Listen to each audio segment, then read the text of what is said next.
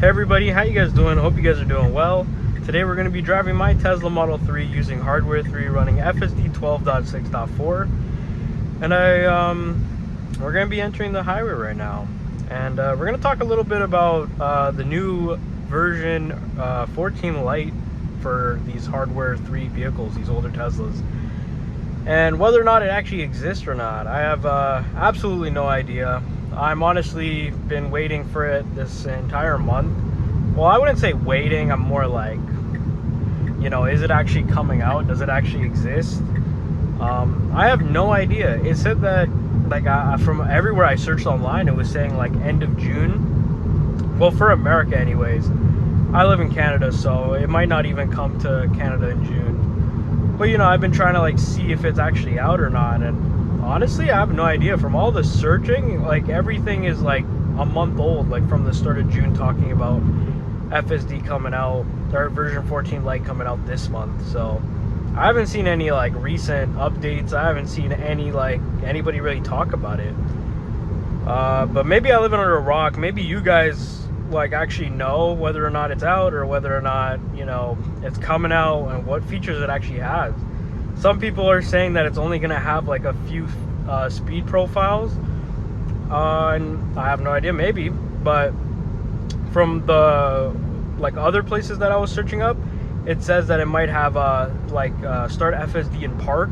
Right now with hardware 3, you have to shift it into drive and then wait till the FSD logo pops up, and then you can put it in self-drive.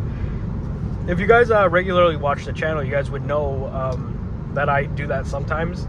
My last previous videos, I've been doing it from a park, so you guys can see how FSD like works from a park right now into hardware 3 FSD 12.6.4. But in the new version 14 Lite, it's supposed to be like from start to finish. Like, you start it in park, you put the address, and it'll leave your driveway, leave wherever you're parked, and start going to wherever the destination is. And then it'll also park at the destination, is from what the sources I was looking at. And honestly, that's what I want. Like, that's probably the feature that I was looking for. Because like right now you have to drive and then put FSD, and then when you get to your destination you have to park yourself, which is fine, obviously. I'm not really complaining. Like, I don't really care personally. Like, I think that's more than enough. And honestly, I probably prefer to pull out of my driveway and prefer to drive down my street to get to the main road, then turn it on. You know, I just feel more comfortable like that. But with full self-driving starting from start to finish, that would be even more cool, and probably make it more like an actual full self-driving experience that is comparable to the newest versions. But yeah, like, that's honestly one of the features that I'm looking forward to. Maybe a little bit of a better summon, maybe like a more casual driving experience, because sometimes, you know, even in like normal streets and stuff, it would be overtaking and, like, you know, driving slow in the left lane for some reason. Not on highway driving. Highway driving, I would say it's pretty perfect with chill, standard, and hurry.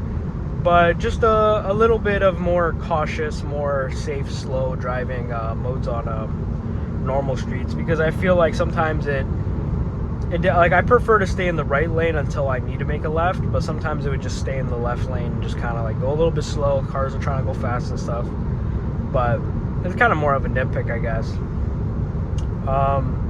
I think we might actually get more speed profiles.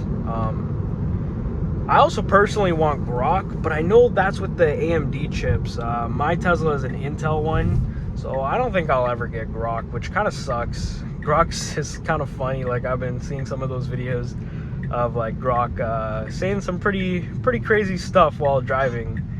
And I feel like that would be so cool to have Grock as a that was kind of making that left without kind of signaling there. That was kind of crazy there, but that was pretty safe. I feel pretty safe.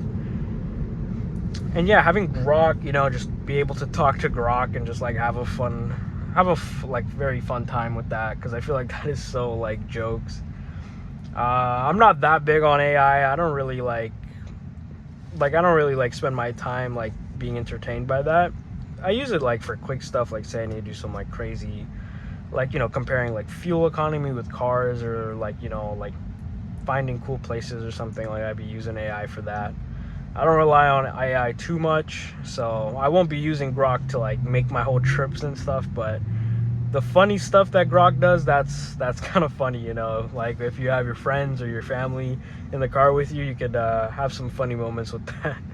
So I would totally be interested in that for my car, but I don't think Intel, these older Intel versions get it. Maybe I'm wrong. Maybe you guys could clarify that in the comments. And if you guys like been enjoying these videos, you know, be sure to like and subscribe, because I post videos like this one all the time where we answer some Tesla questions, some FSD questions, you know, what's it like to own a Tesla, and honestly kind of just like what's going on in the self-driving space. This channel is a self-driving channel. I don't necessarily want to make it about Teslas, but I own a Tesla. I want to own like multiple like self-driving cars of different car brands, and maybe try making videos about that. You know, right now I can't really afford to do that, but hopefully in the future I'll be able to add more cars to this channel, and be able to show you what other car manufacturers will do. But right now in Canada, the only car that really has FSD is this Tesla, or Teslas, and the only one that I have is an older Model 3. So yeah, be sure to like and subscribe, check out all the videos, you know. Hopefully the channel can start making some revenues that I could put towards maybe getting getting some cars, other cars that have FSD, maybe a newer Tesla, and bring you guys more videos like that. But yeah, back to version 14 Lite. Some people even say it's not even going to be called version 14 Lite. It's going to be called like version 12 or something, or version 13 or something. I don't really know. Like, I really want to know, like, definitively. Like, I want Tesla to just come out and just say it. Like, right now, July, I don't know, like 8th or something, it comes out. Like, that would be really, really cool if, you know, it does that.